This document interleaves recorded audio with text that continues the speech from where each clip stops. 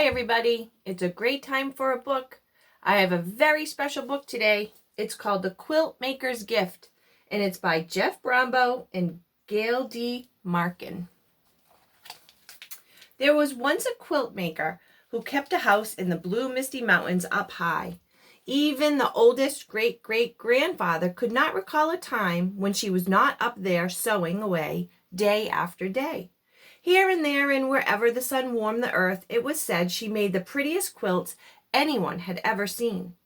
The blues seemed to come from the deepest part of the ocean, the whites from the northernmost snows, the greens and purples from the abundant wildflowers, the reds, oranges, and pinks from the most wonderful sunsets.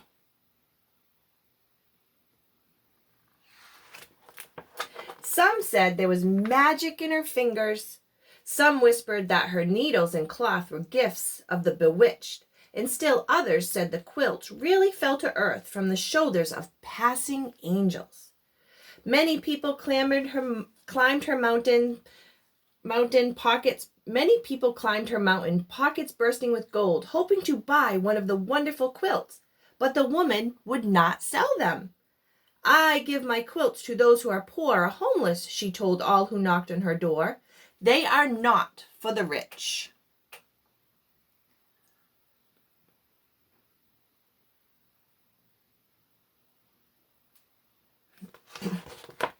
On the darkest and coldest nights, the woman would make her way down the mountain to the town below. There she would wander the cobblestone streets until she came upon someone sleeping outside in the chill. She would then take a newly finished quilt from her bag, wrap it around their shivering shoulders, tuck them in tight, and she would tiptoe away. Then the very next morning, with a steaming cup of blackberry tea, she would begin a nice new quilt.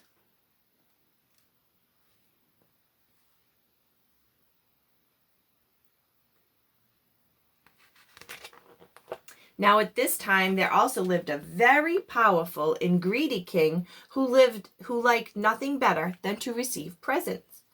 The hundreds of thousands of beautiful gifts he got for Christmas and his birthday were never enough. So a law was passed that the king would celebrate his birthday twice a year. When that still wasn't enough, he ordered his soldiers to search the kingdom for those few people who had not given him a gift. Over the years, the king had come to own almost all of the prettiest things in the world. Throughout the castle, from top to bottom, in drawers and on shelves, in boxes and trunks and closets and sacks, all of the king's countless things were stashed.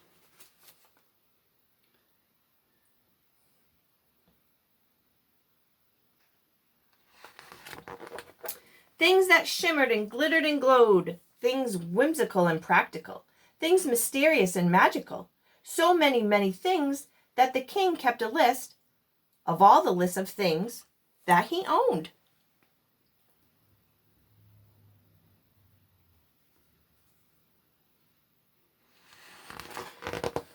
And yet, with all these marvelous treasures, the king never smiled.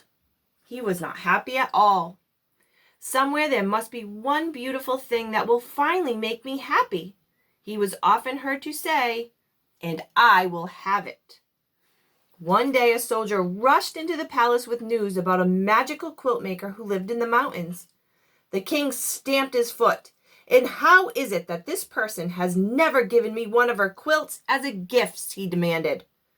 "She only makes them for the poor, your majesty," the soldier replied, "and she will not sell them for any amount of money." "Well, we shall see about that," the king roared. "Bring me a horse and 1,000 soldiers." And they set off in search of the quilt maker. But when they arrived at her house, the quilt maker merely laughed. "My quilts are for the poor and needy, and I can easily see that you are neither." "I want one of those quilts," the king demanded. "It might be the only thing that will finally make me happy."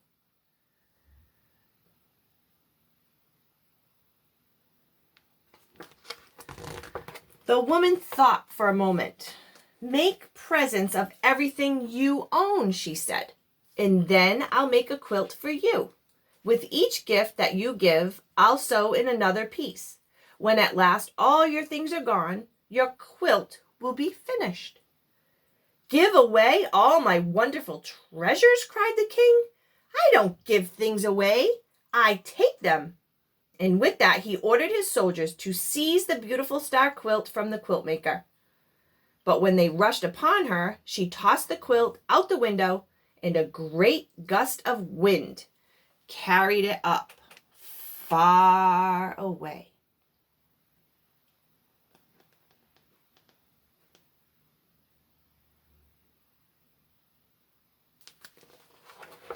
The king was now very angry. He marched the woman down through town and up another mountain, where he had his royal iron makers shape a thick bracelet of iron. Then they chained her to a rock in the cave of a sleeping bear. Once more the king asked her for a quilt, and once more she refused. "Very well then," the king replied, "I'll leave you here, and when the bear awakens, I'm sure he will make a very fine breakfast of you."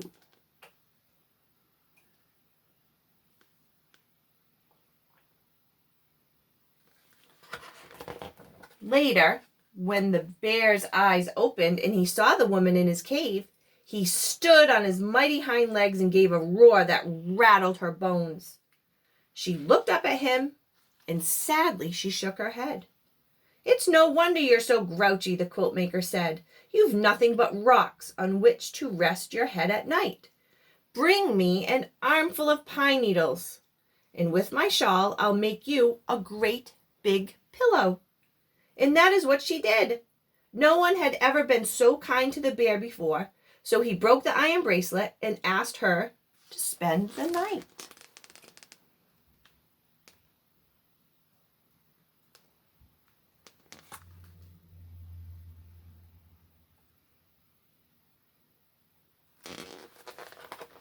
Now, although the king was very good at being greedy, he was also very good at being mean. All that night he could not sleep for thinking about the poor woman in the cave. Oh, no, wait a minute. Now, although the king was very good at being greedy, he was very bad at being mean. All that night he could not sleep for thinking about the poor woman in the cave. Oh my, what have I done?" he wailed. So he woke up his soldiers, and they marched in their pajamas up to the cave to save her. But when they arrived, the king found the quiltmaker and the bear having a breakfast of berries and honey.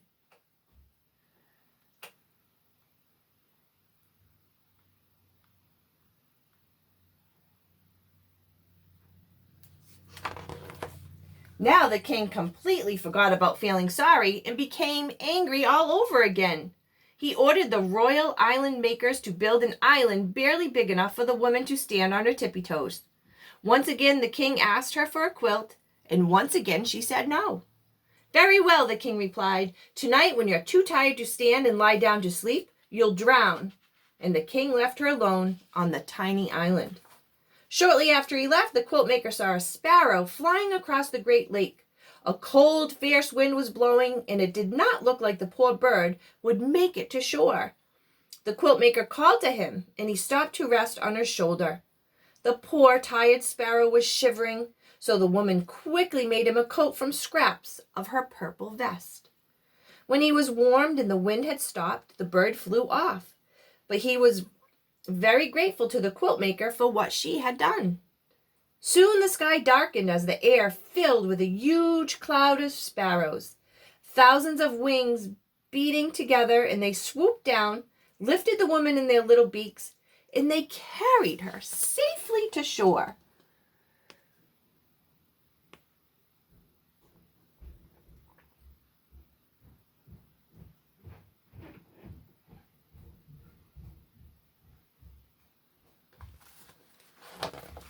Again that night the king could not sleep for thinking about the woman alone on the island.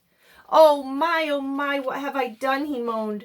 So he woke up his sleepy soldiers again, and they marched in their pajamas down to the lake to set the woman free. But when they arrived, she was sitting on a tree limb sewing tiny purple coats for all the sparrows. "I give up," the king shouted. What must I do for you to give me a quilt?"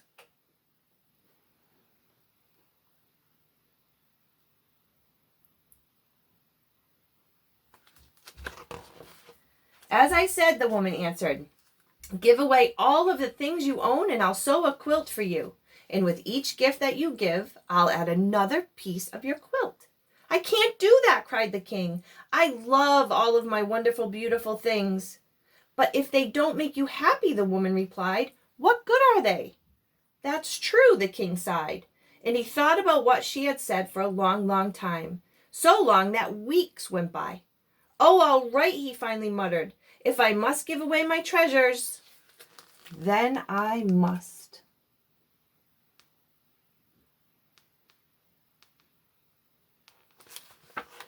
The king went to his castle and searched from top to bottom for something he could bear to give away. Frowning, he finally came out with a single marble. But the boy who received it smiled so brightly in return, the king went back for more things.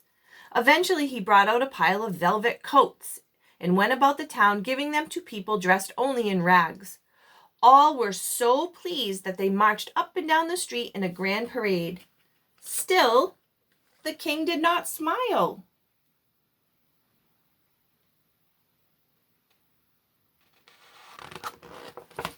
Next, the king fetched 100 waltzing blue Siamese cats and the dozen fish that were clear as glass.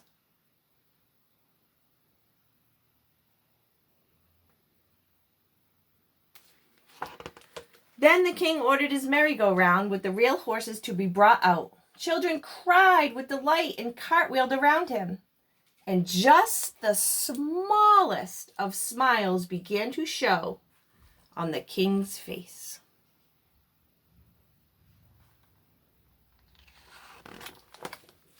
The king looked about him and saw the dancing and merrymaking and all the happiest that his gifts had brought. A child took hold of his hand and pulled him into the dance. Now the king really smiled, and he even laughed out loud. "How can this be?" he cried. "How can I feel so happy about giving my things away? Bring everything out. Bring it all out at once." Meanwhile, the quilt maker kept her word and started making a special quilt for the king. With each gift that he gave, she added another piece to the quilt.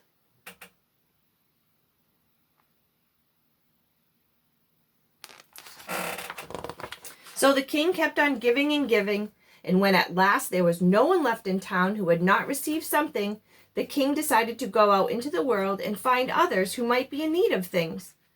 But before he left, the king promised the quilt maker he would send a sparrow back to her each and every time he gave something away. Morning, noon, and night, the wagons rolled out of town, each piled high with the king's wonderful things. And for years and years, messenger sparrows flew to the quilt maker's windowsill as the king slowly emptied his wagons, trading his treasures for smiles all around the world.